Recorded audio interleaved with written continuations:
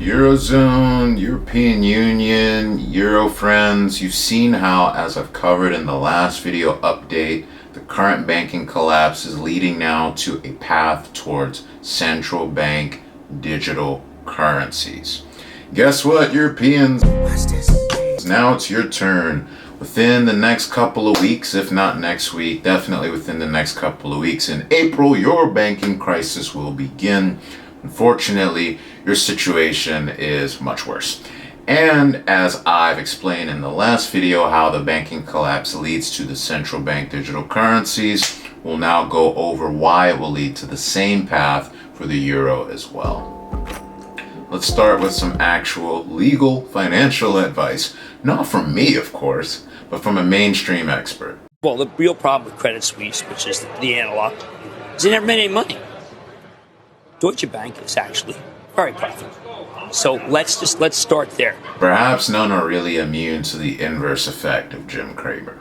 To be fair, Deutsche Bank was in better shape than Credit Suisse, but both have been broken since 2008, and there's a lot more bank blow-ups to come.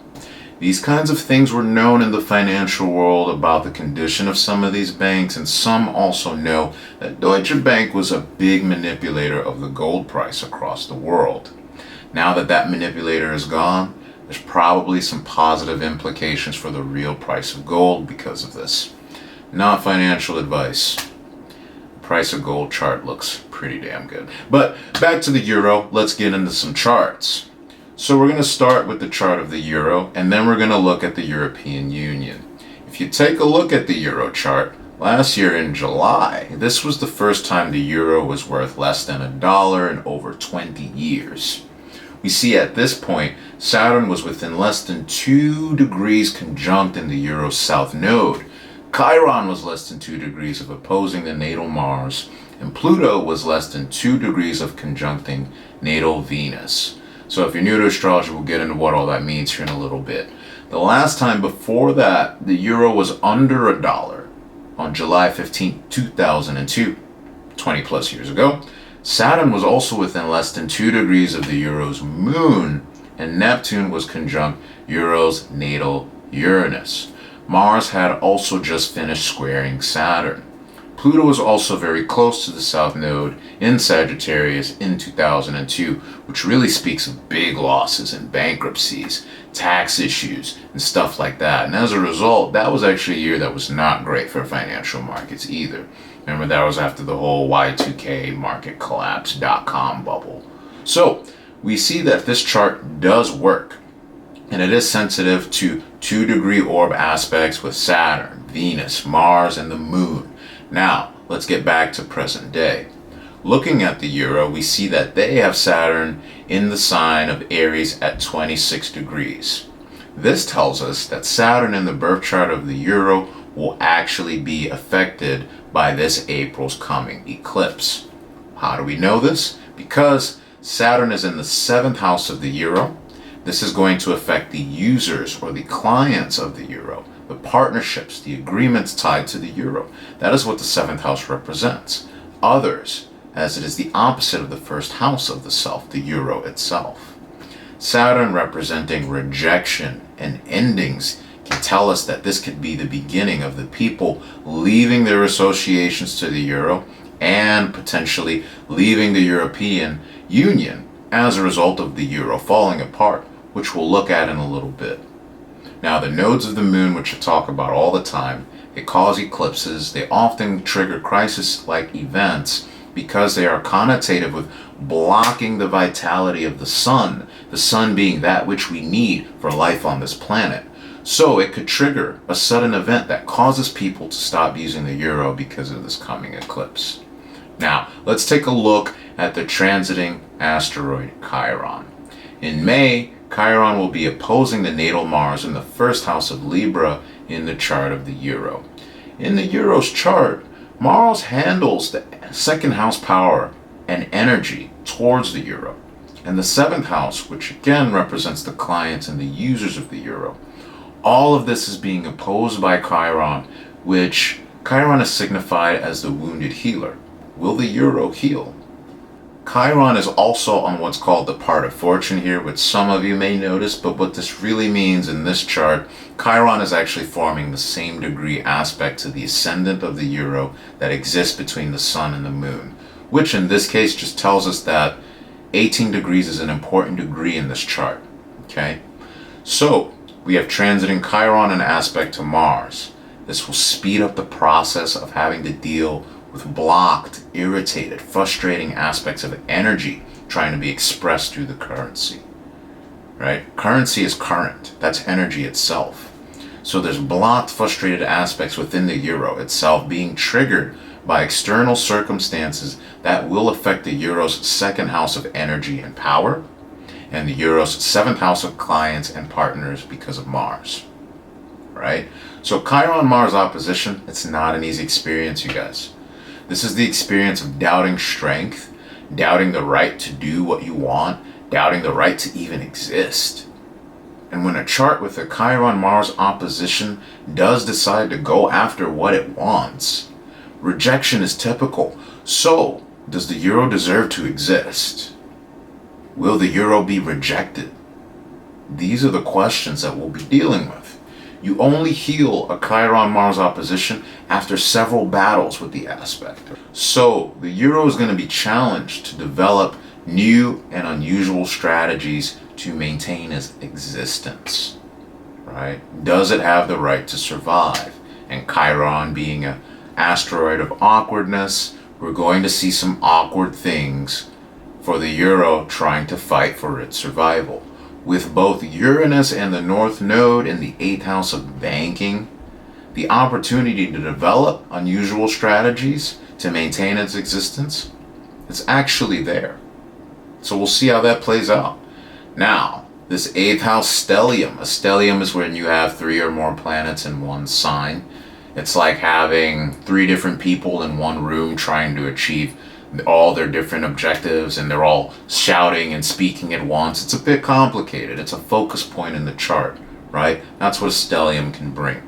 So we have to focus on this 8th house, which, as you guys know, contains hidden things, right? And relates to markets and surprises, crisis events that can come out of markets. This 8th house stellium with the North Node conjunct Jupiter, this could be QE, quantitative easing. Printer is coming. This indicates some kind of bailout or shady money printing event, because Rahu, the North Node, can often indicate fraud and toxicity. And Jupiter in the 8th house often indicates a successful, easy expansion of borrowing money or the increase of debt. Right? The 8th house again relates to matters of trust and having to deal with exchanging one's life force with others. This can be markets, this can be inheritances, this can be people that we have certain agreements with. The weaker American banks got loans from the Federal Reserve. SVB got loans because, well, the Fed just liked them that much. But if these banks can't pay back these loans, what will happen is they will get swallowed up by larger banks, which will also eventually have issues until the Federal Reserve is just the blanket bank of the US, if those banks do fail. What this could look like with the euro, if it's not the printing of more euros, is a big demand for what are called euro dollars. We don't need to get into that in this video. It's a bunch of nerdy economic stuff. But basically, let's just say that Europe could need money from the US Federal Reserve. Either way, something's going to break in Europe's banking system, and they'll have to fix it with glue and popsicle sticks or whatever they call it.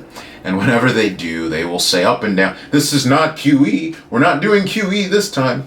That, well, technically it's not money printing, but in reality it'll be some similar form of that. Listen, man, I just need some liquidity. So, transiting Pluto will meet the natal Neptune of Euro and square the bailout transit over here. That also means that Pluto will be squaring the South Node in the 2nd house of Scorpio. Now, what's really key is that Pluto conjunct Neptune speaks of a search of spiritual answers. These are typically caused by a health issue, a crisis or the death of something. So it's this spiritual development of the soul that really causes growth, or is even resulting from a health imbalance that is causing the spiritual depth. All right. Neptune is confusion. Neptune talks about dreams, right? So we're out of here when we're talking about Neptune, right? It's the ruler of the 12th house. It's the ruler of Pisces. Really, it's the ruler of Pisces, that significator, the last zodiac sign, which is about fading away from reality and endings, right? It's not about the material concrete world as much. That's Neptune. And then we have Pluto. Pluto is death. Pluto is transformation. Pluto is the higher octave 8th house Scorpio ruler. So, put these two together, the hopes and dreams for the Euro's future are basically going to die. They're going to undergo a crisis. They're going to be transformed. This is a generational, once in a 500-year transit. So it's going to affect the generations of people. This is true, cultural, collective change. I mean, honestly, the question here at this point is, can the Euro survive another 500-year cycle beginning? Absolutely not. Fiat currencies don't survive 500 years, and neither will the EU. The good thing is, the Neptune-Pluto conjunction in the Euro chart, this will clear up any doubts or confusions that have been operating in our subconscious for a long time.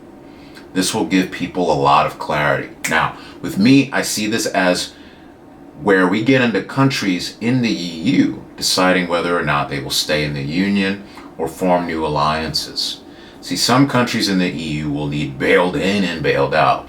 Again, like I talked about in the video I did for the American banks, we saw this with Cyprus in 2013, 2014, around that time. So if you live in the EU and your country hasn't managed their books properly, your country might be asking other countries in the EU to help you guys with money. This may be the trigger to cause some of those countries in the EU, the few that don't have financial problems, to say, you know what, we're out of here. Fix your own money problems. Now, let's take a look at the 1993 European Union chart. We see that this chart has a strong Scorpio stellium in the 4th house and its moon in the midheaven in the 10th house of Taurus. This tells us that this chart has definitely been impacted by the eclipse on the financial axis of Taurus and Scorpio. So now we're starting to see an overlap of eclipse seasons. Remember, the first one began last January when the market took a dip, and you can see the 2022 video where I predicted the markets would fall all 2022, and that's what we saw because of the eclipse season in the financial axis.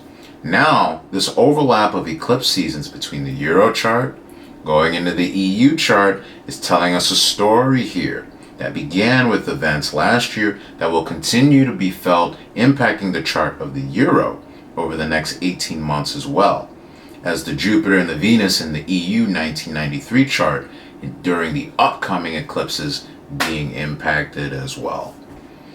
So there's a path we'll follow, and I'll keep you guys tuned on how that is playing out over the next 21 months.